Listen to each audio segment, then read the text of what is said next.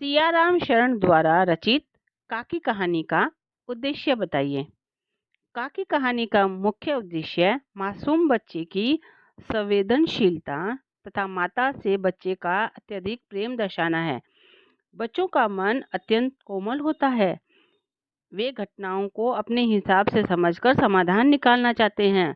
माँ से दूर रहना उन्हें सहन नहीं होता है। कहानीकार का एकमात्र उद्देश्य यह बताना है कि बालक अबोध और मासूम होते हैं। वे मातृ वियोग की पीड़ा को सहन करने में असमर्थ होता है। उनका बाल मन अंदर ही अंदर मातृ वियोग की पीड़ा से दुखी रहता है। उन्होंने काकी कहानी के माध्यम से यह चित्रित किया है कि बालकों का हृदय अत्यंत कोमल, भावुक तथा संवेदनशील होता है। वे मातृ वियोग की पीड़ा को सहन करने में असमर्थ होते हैं, अतः हमें उनकी भावनाओं को समझना चाहिए। काकी कहानी के शीर्षक की सार्थकता बताइए। यह कहानी शामू की माँ, जिन्हें वह काकी कहता था, उनकी मृत्यु से आरंभ होती है।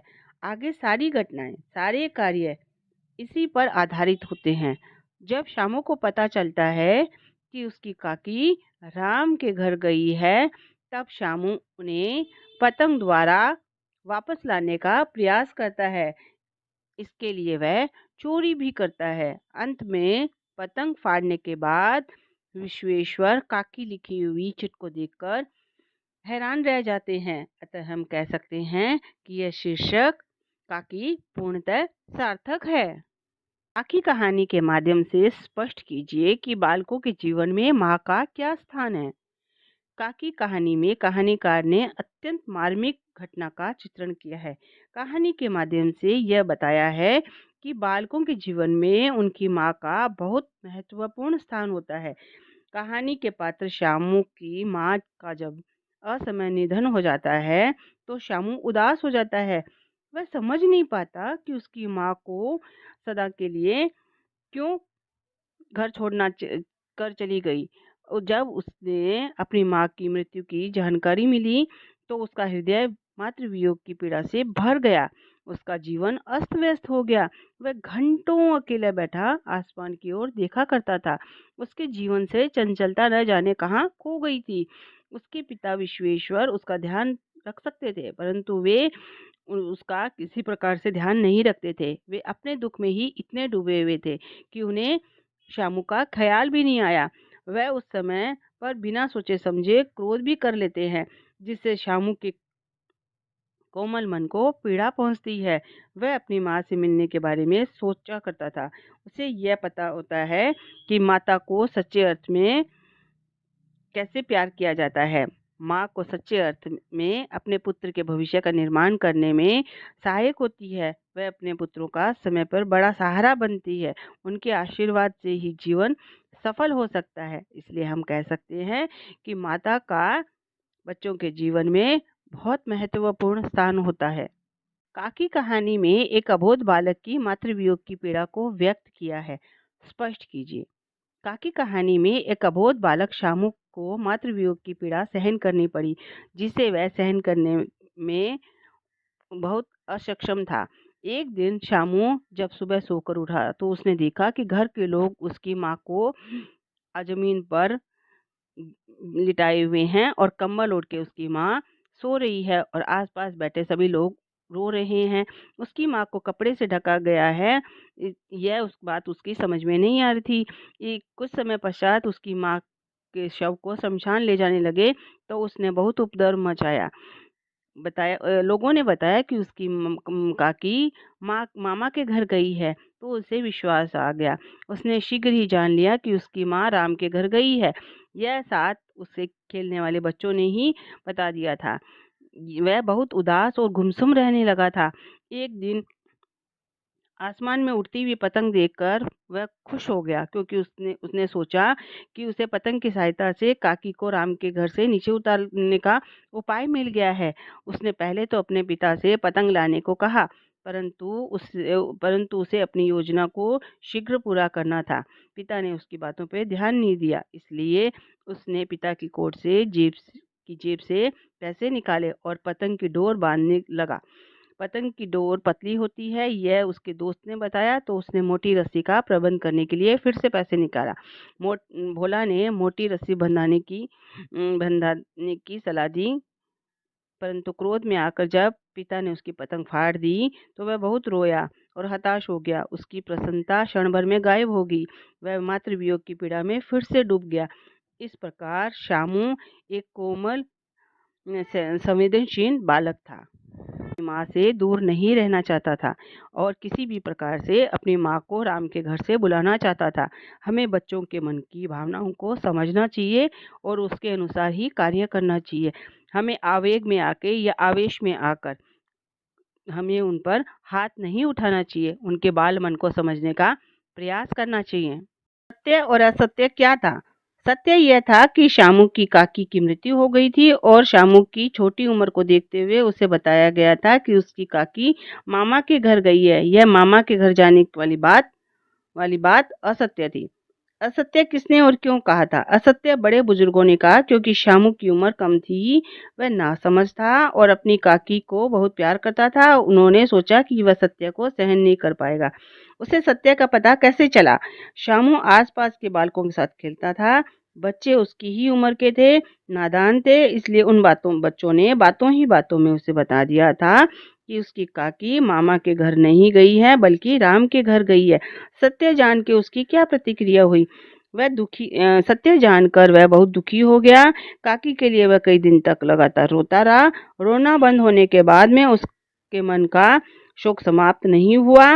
वह उदास मन से एकांत में बैठा रहा करता था। इसके अंतःस्थल में क्या शोक बस गया था? शामू के अंतःस्थल में अपनी काकी की मृत्यु का शोक बस गया था। पहले वह बहुत रोया, फिर माँ की कमी का दुख उसके मन में बैठ गया। वह उदास एकांत में बैठा रहा करता था।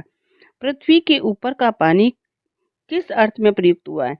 पृथ्वी के ऊपर का पानी आंखों से बहने वाले आंसुओं के रूप में प्रयुक्त हुआ है। जिस प्रकार पृथ्वी के ऊपर का पानी दिखाई देता है, अंदर की आर्द्रता या नमी दिखाई नहीं देती, उसी प्रकार आंखों के आंसू दिखाई देते हैं, अंदर का दुख दिखाई नहीं देता है। शामू ने किससे क्या मंगाने के लिए कहा और क्यों? शामू ने पिता से पतंग मंगाने के लिए कहा क्योंकि पतंग को आकाश में उड़ाकर देख शामू ने सोचा कि पतंग के सहारे काकी को राम के यहाँ से नीचे उतारा जा सकता है। विश्वेश्वर ने शामू की इच्छा क्यों पूरी नहीं की? पत्नी की मृत्यु के बाद विश्वेश्वर उदास रहने लगे थे। उनका कहीं भी मन नहीं लगता था, उनका किसी भी काम में मन नहीं लगता था, इसलिए उन्होंने कह दिया कि वे पतंग मंगा देंगे, लेकिन मंगाना भूल गए। शामू ने अपनी इच्छा पूर्ति हेतु क्या किया? शामू पतंग के लिए बहुत उतावला हो गया था।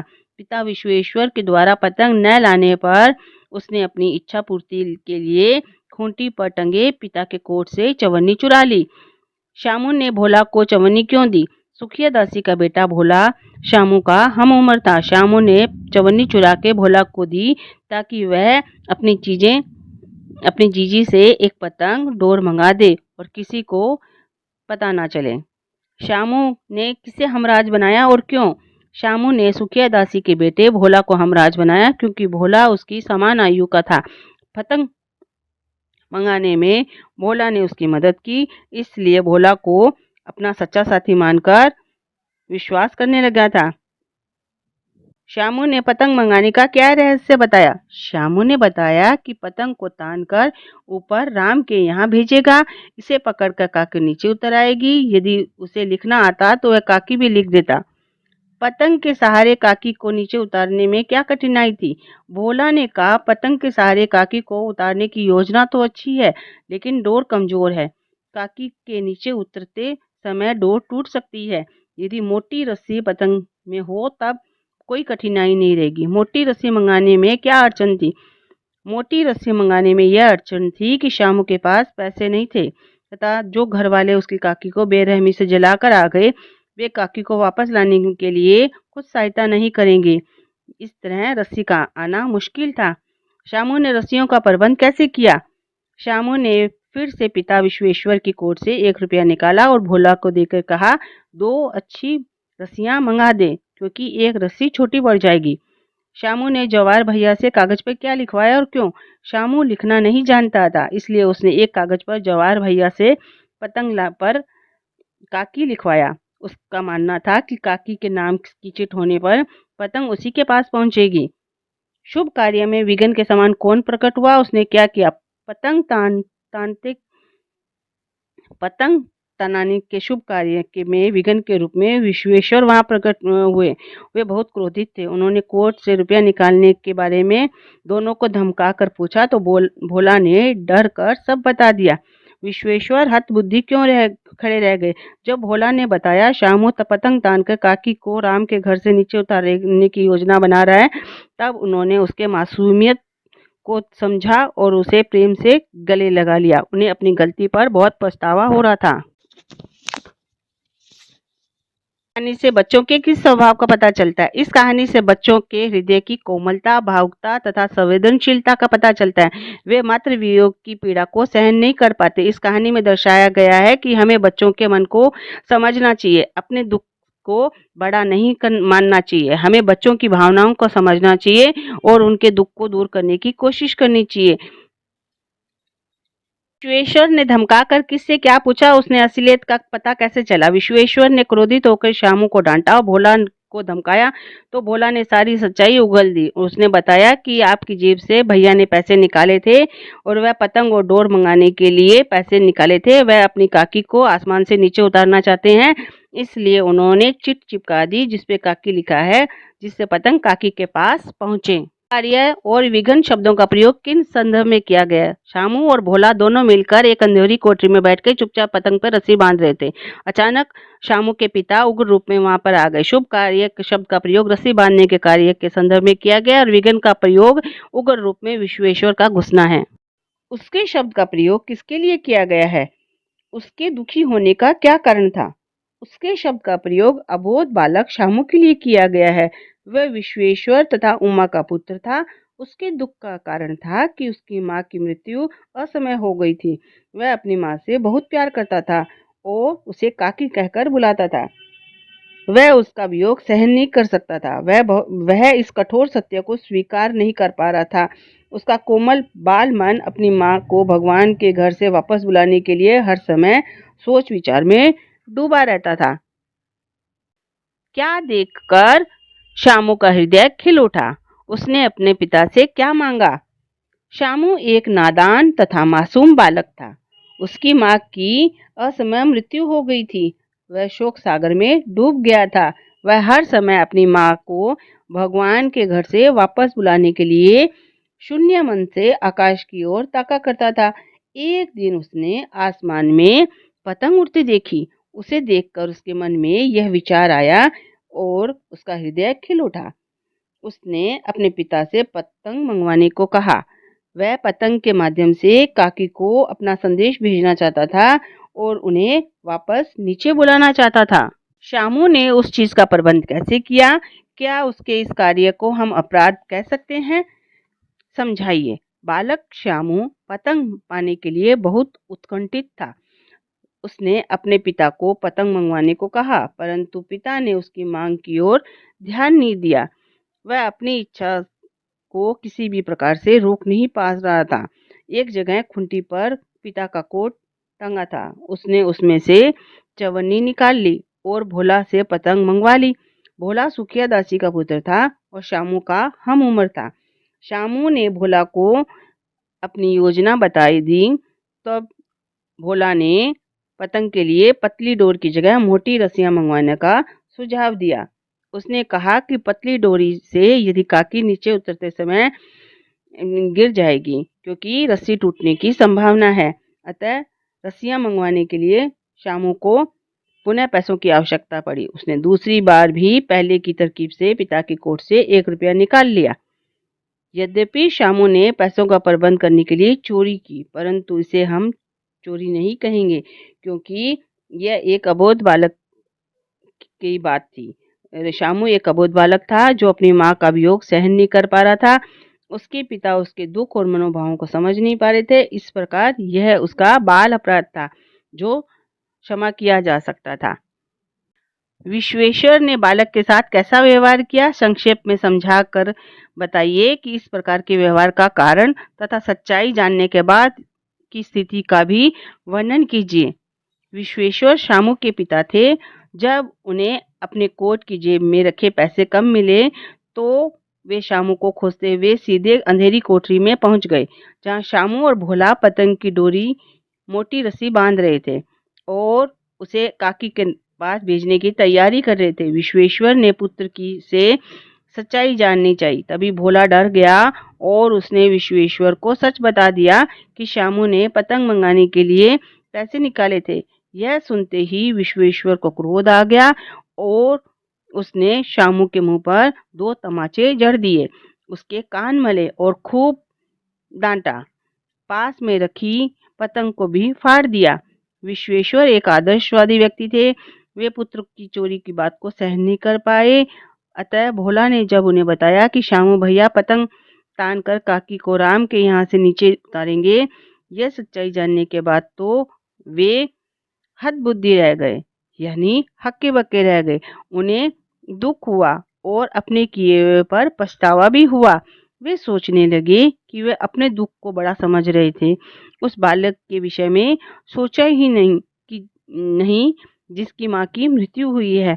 उन्हें उसके बाल मन को समझना चाहिए था और उसके दुख को कम करने में उसका सहयोग देना चाहिए था, उसको प्यार देना चाहिए था, जो वो नहीं दे पा रहे थे। वो अपने ही दुख को इतने विचलित थे कि वो बच्चे के दुख को समझ ही नहीं पा रहे थे। बड़े सवेरे नींद खुलने पर शामू ने क्या देखा? शामू ने देखा कि घर में कोहराम मचा हुआ है और उसकी माँ एक कपड़ा ओढ़े जमीन पर सो रही है और घर वाले उसके चारों ओर बैठे रो रहे हैं।